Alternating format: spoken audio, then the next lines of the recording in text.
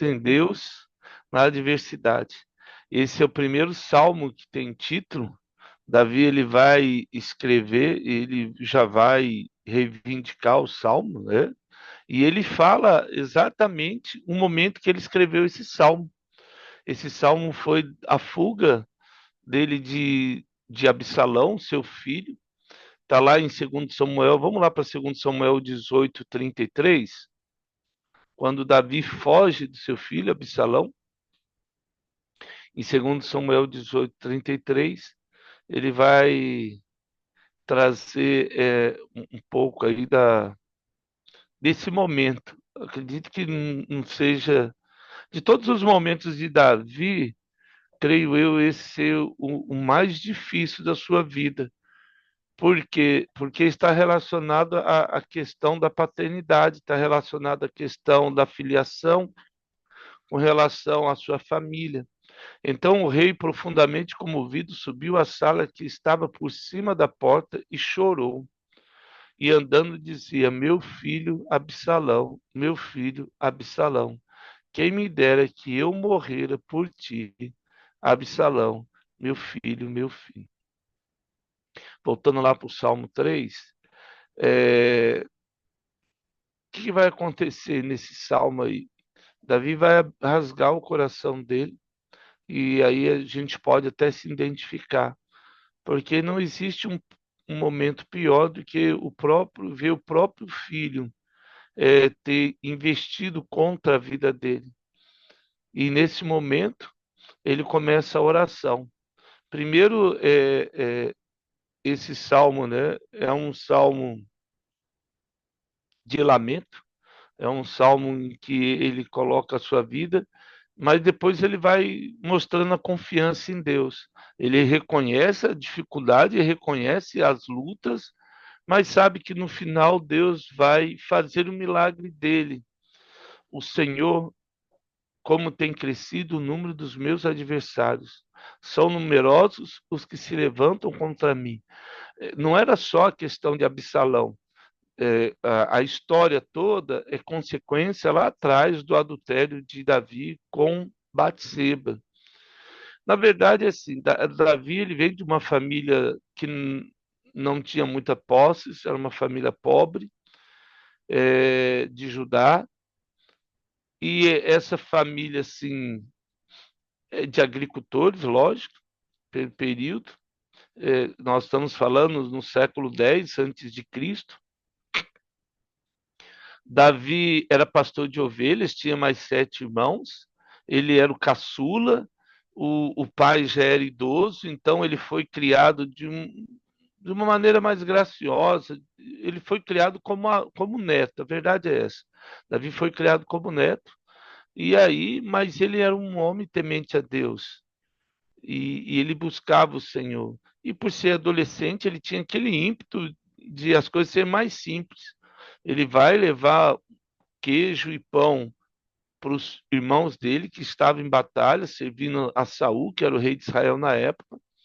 E nesse momento, ele vê Golias afrontando a população e Davi fala: eu vou lá e deu um fim nesse cara. Todo mundo covarde e gosta de ver sangue, às vezes, a verdade é essa, já jogaram Davi na cova de Golias, lá na cova dos leões. Deus vai honrar a vida de Davi e ele mata Golias. Tem toda uma trama aí de Saul e oferece a primeira filha e ele não permite, depois oferece a segunda filha, né, Mical, e ele tenta também depois fazer as coisas e acaba casando com a filha do rei Davi. E Saul tenta matar Davi. Nessa fuga, Davi vai ter mais outras esposas. Ele vai ter mais 4 esposas nesse interim. Quando ele volta, ele pede de volta a Mical. Então, assim, era um lar muito bagunçado de Davi, porque ele tinha desde uma escrava como mulher, que era Aminon, o filho mais velho dele. E aí ele tem o filho de viúva, né? Tem filho de uma princesa que era mãe de Absalão, era neta lá do rei de Edom. E então, assim, você tem na família pessoas que foram, não tiveram educação no sentido de saber se comportar e fazer as coisas, como Aminon, e tinha pessoas refinadíssimas, como a mãe de Absalão. Aminon força Tamar, a irmã dele, no incesto, e Davi não toma nenhuma postura, era filho, Davi. A culpa é um negócio complicado, né? A culpa nos limita. O pecado é isso. O diabo nos oferece o pecado e a gente participa do pecado e depois ele vai cobrar o pecado. Só que quando ele cobra o pecado, fica tudo disfuncional. E aí a gente não se acha mais capaz de fazer qualquer coisa para Deus. Esse é o papel do diabo: matar os sonhos, roubar os sonhos, destruir os sonhos. Destruir, matar, roubar e destruir, como diz a palavra do Senhor. E aí, nesse interim, Absalão mata Aminon, foge, depois ele volta, Davi perdoa ele, e Absalão é, viu que perdeu o trono não ia ser mais dele, na verdade nunca seria, seria de Aminon. Aí depois Deus deu o trono para Salomão. Aminon por ser o primogênito, mas Deus já tinha falado quando Salomão nasceu que Salomão seria o herdeiro do trono. E isso aí bagunçou tudo o negócio, né? Davi não soube lidar com isso. Não era só Absalão que era inimigo, a deslealdade era muito grande no reino de Davi. Vamos lá para 2 Samuel 15, verso 13. 2 Samuel 15, verso 13. Então, assim, é, ele veio, então veio o mensageiro a Davi dizendo: todo o povo de Israel segue decididamente a Absalão. Então, assim, Absalão deu golpe, mas vários estavam com Absalão, né? Ah, alguns conselheiros de Davi, um exército, parte do exército de Amassa estava do lado de Absalão. Então, assim, foi um negócio bem complicado, porque Absalão não fez nada sozinho. E aí isso tudo acaba tentando minar a nossa fé. O verso 26 ainda de 2 Samuel 15, só descer um pouquinho, o verso 26, o que vai acontecer? Ah, aí tem Zadok, né? Ó, se ele, porém, disser, não tenho prazer em ti, eis-me aqui e faça de mim como melhor lhe parecer. O sacerdote, o vidente lá, que era. Qual que era o problema de Zadok? É, ele acaba indo, né? Minando o coração ali de Davi, falando com Absalão, e no intuito aí de enganar. E aí vai aparecer, né? Disse mais o rei a Sadoc, o vidente, tu, Abiatar, voltar em paz para a cidade, convosco também vossos 2 filhos. É, quando o Sadoc, desculpa, ele vai receber Davi, ele leva mantimento, ele não recebe, ele leva mantimento e manda, né, os filhos dele cuidar de Davi. Depois ele volta.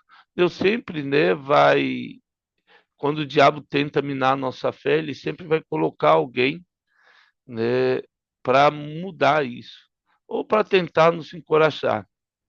E assim ele vai descrevendo o restante do povo que estava ali. Segundo Samuel 15, conta todo esse enredo da história. Voltando lá para Salmos, né, o verso, lá no capítulo 3, o verso 1, agora o 2.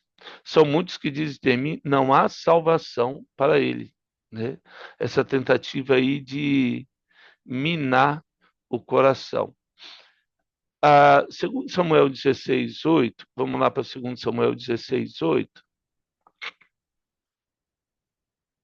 Segundo Samuel 16:8. O Senhor te deu agora a paga de todo o sangue da casa de Saul, cujo reino usurpaste. O Senhor já entregou nas mãos teu filho Absalão. Eis agora a tua desgraça, porque és homem de sangue, né? Então, quando Davi estava fugindo, né, apareceu um descendente da casa de Saul e começou a amaldiçoar Davi, né, jogar na cara lá que por ele ter matado a casa de Saul, ele não matou. Esse que é o problema do diabo, né? Não foi Davi que matou. Saul foi na guerra e morreu. Ele, Jonatas e os outros filhos de Saul. Mas o diabo se aproveita para acusar, para condenar, para jogar, né, o nome da pessoa na lama. Tudo isso, infelizmente, foi construído lá atrás, depois do pecado de Batseba, né? A história de Davi, ela ficou manchada. Mas graças a Deus que Deus nos purifica de todo pecado, de toda injustiça e de toda maldade. Como diz o João, né? Voltando lá para Salmos, Salmos 3. Então, a inimizade humana é descrita aí, né? Depois você pode ler aí o segundo Samuel 16. O 1 e o 2, ele vai tratar dessa inimizade aí. Davi vai descrever o quantos tentam destruir a vida dele e a luta que ele está passando. Mas quando chega no verso 3, Davi parece que dá uma mudança. Ele reconheceu as lutas, as dificuldades, mas aí ele para e fala: olha, apesar de tudo isso, porém tu, Senhor, Yahvé, és meu escudo, és minha glória, o que exalta a minha cabeça, né? O meu escudo, margem do hebraico, que quer dizer defensor. Ele não é só aquele escudo que protege, ele é aquele que protege e que luta também. É o defensor. Que Davi ia fazer? Nessa batalha de Absalão, Davi ficou numa situação muito difícil, porque se ele ganhasse a guerra, é porque o filho dele morreu. Se ele perdesse a guerra, é porque ele morreu. Então, assim, quem tomou a frente dessa batalha foi Joabe, que era o comandante do seu exército. Infelizmente, Joabe depois vai se alinhar contra Adonias, o outro filho de Davi, contra a posse de Salomão. Foi uma pena o desfecho de Joabe, né? Mas foi consequência ali de uma série de sucessões de erro. Então, o que vai acontecer? Ele chega nesse momento aí e ele vai falar: olha, Deus é o meu escudo, meu defensor, e o que exalta a minha cabeça. Né? Do hebraico, Miriam ou Maria, que quer dizer levantar-se, glorificar, glorificar. Né? Por isso que era comum ter esse nome de Miriam ou de Maria no meio de judeus, que quer dizer a glória de Yahvé, a glória de Adonai. Continuando aí, ele fala: com a minha voz clama ao Senhor, e ele no seu santo monte me responde. Então ele traz essa confiança. Vamos lá para Colossenses capítulo 3, verso 13. Colossenses 3, verso 13. Davi ele tinha essa confiança.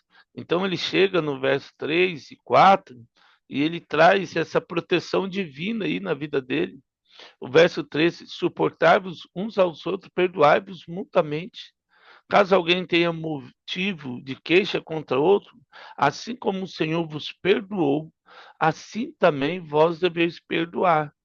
Acima de tudo isto, porém, esteja o amor, que é o vínculo da perfeição. Seja a paz de Cristo um hábito entre vós coração, o qual também fosse chamado em um só corpo. Sedes agradecidos. Aí ele continua aí. A gente vai ler até o verso 18. Habite ricamente em vós a palavra de Cristo, instruí-vos, aconselhai-vos mutuamente em toda sabedoria, louvando a Deus com salmos, hinos e cânticos espirituais, com gratidão em vosso coração. Em tudo o que fizerdes, seja em palavras, seja em ação, fazei em nome do Senhor Jesus, dando por ele graças a Deus Pai. Esse é o nosso papel. Então aí a nossa confiança tem que estar em Jesus. Voltando lá para Salmos, é, então ele traz essa proteção divina. E ele clama, ele responde. O verso 5 e 6 de Salmos, ele traz essa paz de espírito. Como é que você identifica que você está confiando no Senhor? Pastor Bill Johnson, ele diz que você só pode ter certeza que confiou em Deus quando você estiver dormindo num barco em meio à tempestade. É. Quando a gente consegue dormir num barco em meio à tempestade, é porque realmente nós estamos confiando no Senhor. O verso 5, ele vai dizer assim: deito-me e pego no sono, acordo porque o Senhor me sustenta. Então, Davi, ele vê essa situação. Quem ia manter ele vivo era Deus. Se Deus quisesse ele vivo, ele ia manter vivo. Senão, não. Davi não tinha essa dificuldade com a morte, porque sabia quem era o Senhor dele. Ele sabia das lutas, identificava as lutas, Deus tratou com ele nesse momento, mas ele sabia que tudo estava na mão de Deus. Né? Era um homem excepcional, fora da média, com certeza. E o mais legal da Bíblia é que, assim, Deus nunca se preocupou em falar a verdade de ninguém. É melhor do que. Não melhor, né? Eu digo assim: Deus sempre está em busca de restaurar a vida das pessoas. Talvez eu não tenha essa visão, ou você, mas Deus quer restaurar o coração de todos. Por isso que é tão importante esse nosso papel de pregar o Evangelho de Jesus, o Evangelho da graça, o Evangelho do perdão, como nós lemos lá em Colossenses. E Davi, ele colocou a cabeça e deitou, não dava para fazer mais nada, deitou. E aí o verso 6 ele diz assim: não tenho medo de milhares do povo que tomam posição contra mim de todos os lados. E aí ele descansa no Senhor. O final, né, Provérbios 3, só para. Vamos ler Provérbios 3, 24? Provérbios 3, 24, depois a gente lê o verso 7 e 8, que é a vitória e a bênção de Deus na vida de Davi. Provérbios 3, 24. Quando te deitares, não temerás, deitar-te-ás, o teu sono será suave. O sono dos justos, né? É só descansar no Senhor. Voltando em Salmo 7 e verso 8, né? Salmo capítulo 3, verso 7 e 8. E ele termina o Salmo, ele termina confiante da vitória, isso que é mais tremendo, e com a bênção de Deus. Levanta-te, Senhor, salva-me, Deus meu, pois feres nos queixos todos os meus inimigos, e aos ímpios quebras os dentes. Do Senhor é a salvação, e sobre o teu povo a tua bênção. Amém. Então, Davi, ele passa por esse processo, né, de adversidade, de luta, de uma vida, de um momento escuro na sua vida, vamos dizer assim. E aí esse salmo, ele traz do verso 1 e 2 a inimizade humana contra a humanidade mesmo, em si mesmo. O verso 3 e 4, a proteção de Deus, ele reconhece. O verso 5 e 6, ele confia, e aí ele descansa e tem a paz de espírito. E o 7 e 8, a confiança e a certeza da salvação que vem de Deus. Yeshua. a salvação. Amém? Que Deus possa nos abençoar nesse dia, trazendo aí a bênção dele a cada dia na nossa casa, na nossa família. Ó Pai, te damos graça por esse dia que o Senhor nos dá. Que teu Espírito Santo, ó Deus, nos dê esse coração de Davi, capaz de descansar no meio das adversidades, capaz de simplesmente deitar e descansar no meio das lutas, da batalha, sabendo que o Senhor é o nosso escudo, a nossa fortaleza. Jeová Jireh, o Senhor é aquele que faz que acontece. Que nesse dia, Senhor, o teu Espírito Santo vá à frente de nós, trazendo sobre nós o descanso e a certeza da vitória na nossa casa, na nossa família, no nosso trabalho, em tudo que fizermos. O Senhor se agrade de nós e que possamos testemunhar do teu evangelho e ser bênção na vida das pessoas. No nome de Jesus. Amém. Amados, que honra. Obrigado por estarmos juntos. Que Deus abençoe. Se tiver dúvida, só levantar a mão aí.